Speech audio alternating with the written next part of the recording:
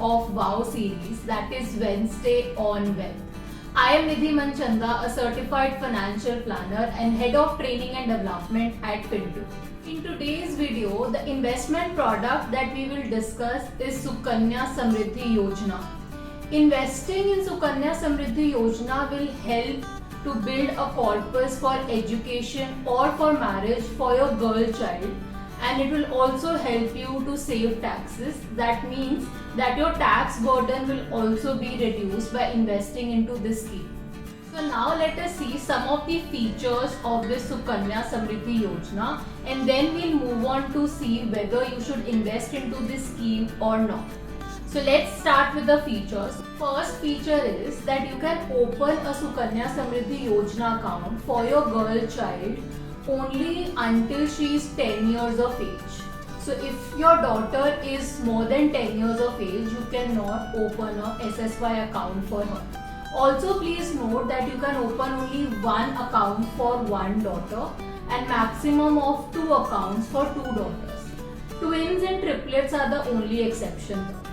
Now let's move on to the second point, that is related to minimum and maximum investment. Minimum annual investment in this scheme is 250 rupees and maximum annual investment in this scheme is 1,50,000. Now in case you fail to deposit the minimum investment in any year, then there is a penalty of 50 rupees. Next point, that is point number 3, is related to tenure of the scheme, which is 21 years. For example, your daughter is 4 years old, then this account will get matured after 21 years when she is 25 years old. Similarly, if your daughter is 10 years old, this account will mature when she is 31 years old. I hope this part is clear. Also, please note that the account can be closed early on the marriage of daughter above the legal age of 18 years. Point number 4 is related to partial withdrawal. Now you must be thinking that do I have to continue this account till 21 years and is there any way I can withdraw partially in between?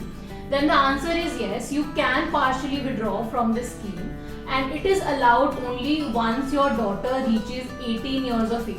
So once she is 18 years old, then you can withdraw 50% of the accumulated corpus for the purpose of higher education only.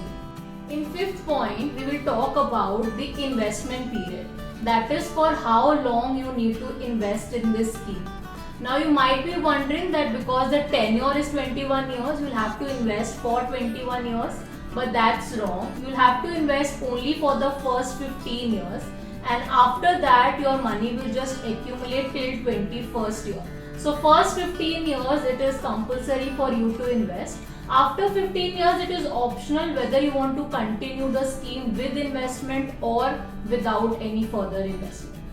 Now let us talk about the interest rate. So how much interest that you get under this scheme. Currently the interest rate that is going on is 7.6% under Sukanya Samriddhi Yojana, which is 0.5% higher than what you get in Public Provident Fund.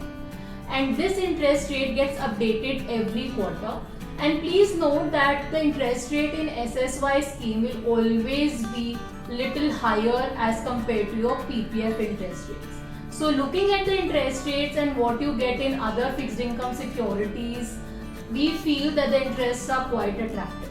Now let us talk about the tax benefits under this scheme. Now this scheme has a status of triple E, that is exempt, exempt, exempt.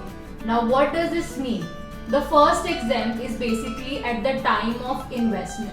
So when you invest your money into Sukanya Samriddhi Yojana, your investment amount is eligible for ATC deduction up to 1,50,000.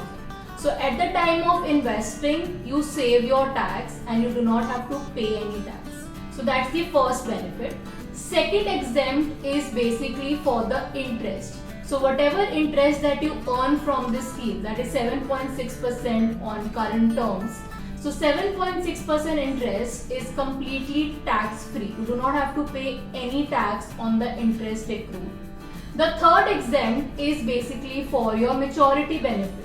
At the time of maturity, whatever amount you withdraw from the scheme or whatever maturity benefit that you get is again tax free. So again, no tax needs to be paid. Now that we have understood the main features of this scheme, let us now understand whether you should invest in this scheme for your daughter's education or marriage expenses or not. Well, we recommend you to invest your money in Sukanya Samriddhi Yojana majorly because of three reasons. The first one, it offers higher interest rate as compared to other debt products. Second one, it is backed by government, and third one, because of its tax benefits. So you should definitely invest into Sukanya Samriddhi Yojana. However, looking at the amount of corpus that you will be able to create at the time of maturity, I would recommend to invest into SSY in combination with an ELSS investment. In ELSS funds also you get similar ATC deduction what you get in Sukanya Samriddhi Yojana. So I would suggest that instead of investing the entire amount into Sukanya Samriddhi Yojana, that is 1,50,000 for 15 years, I am suggesting to break this amount and invest some amount in SSY and some amount in ELSS funds, and that's how your strategy should be. Now let us understand this with the help of an example. So if you invest the entire 1.5 lakhs in this scheme for the first 15 years and then let it grow for the remaining years till maturity on 21st year, then the total amount of corpus that will be accumulated under this scheme will be 66 lakhs. So that's the first option. But what I am recommending is to bifurcate this 1,50,000 between SSY and ELSS. For conservative to moderate investors who do not want to take much risk but still wants the corpus to grow, I would recommend that you invest 1 lakh rupees on an annual basis in SSY scheme and the remaining 50,000 in ELSS fund. So that is how you can break it. So your 1 lakh in SSY and 50,000 in ELSS, and both of these schemes will give you ATC deduction. In this case, the total corpus accumulated will be 81 lakhs post-tax.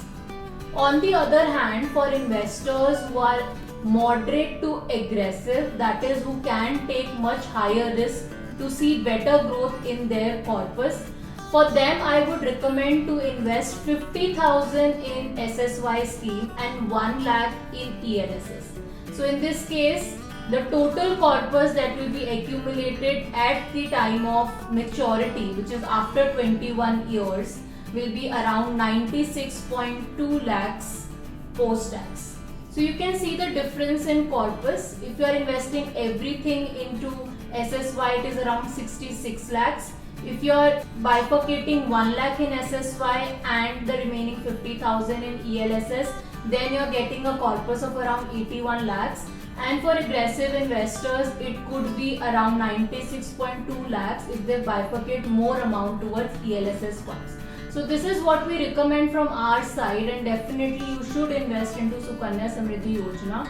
And for ELSS funds, if you are wondering which fund I should be investing into, then we have already made a video on our top 3 ELSS funds where you can invest. So if you have not checked out that video, do check it. The link will be in the description box. For any further query, feel free to get in touch with our finance experts. And for more such videos, do subscribe to our channel.